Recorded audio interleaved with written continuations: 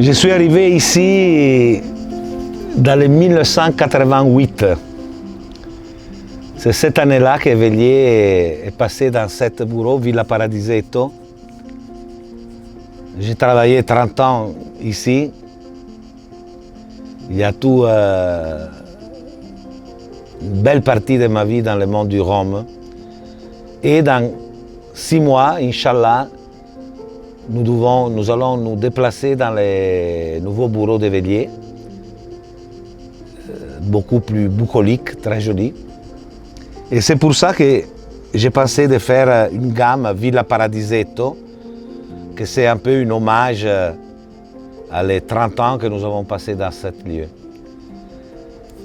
J'ai contacté le peintre Kong, qui avait déjà fait pour notre 70e anniversaire des tableaux pour les étiquettes. C'est un peintre de Singapour. Je pense qu'il a travaillé aussi pour des étiquettes de Karuizawa. Et nous avons lui envoyé les photos de Villa Paradisetto.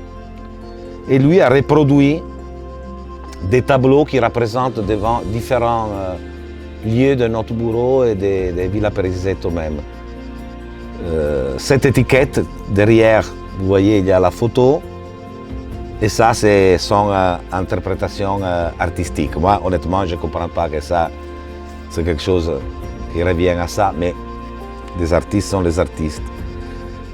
Nous sortons au début avec seulement 2 produits à l'édition Villa Paradisetto. Une, c'est le Savane 1999, une 20 ans, c'est Savane très vieux.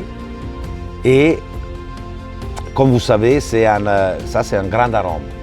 20 ans de vieillissement à la distillerie, tropical aging, grand arôme.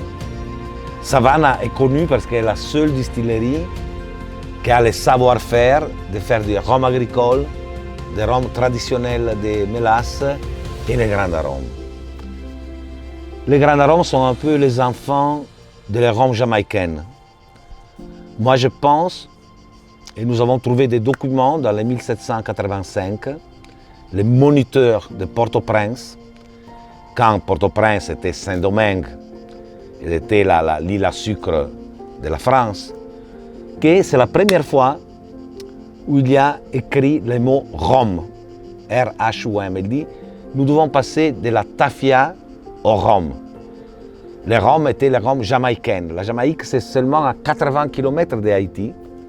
Il dit, les rhums jamaïcains, ils prennent des prix meilleurs, ont une qualité internationale, sont exportés à les colonies, les nouvelles, les 13 colonies anglaises, qui étaient les États-Unis pratiquement.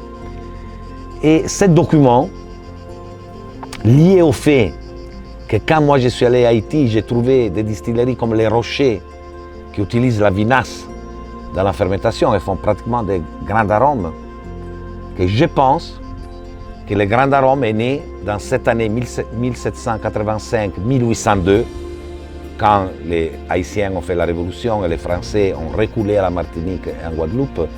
Dans ces 15 ans, très probablement, les Français ont emporté des distillateurs de la Jamaïque et ils ont pris le know-how pour produire des rhums, disons, à high ester, en utilisant la vinasse et des autres techniques. La technique jamaïcaine est très complexe, ce n'est pas seulement de la vinasse. Il y a les mock pit, le reste.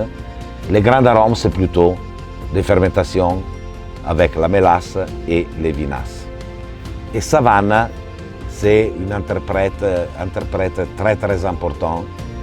Et c'est cette distillerie qui c'est à cette flexibilité, à cette 360 degrés dans la production. Ça c'est vraiment, j'ai eu l'honneur que Savana m'a donné la possibilité de mettre en bouteille ces 2 fûts d'une 20 ans, grand arôme, le plus vieux fût qui était dans le stock de Savana. Ce sont des produits pour les qui aiment vraiment les fromages avec le bleu, des choses fortes, intenses, mais très très expressives.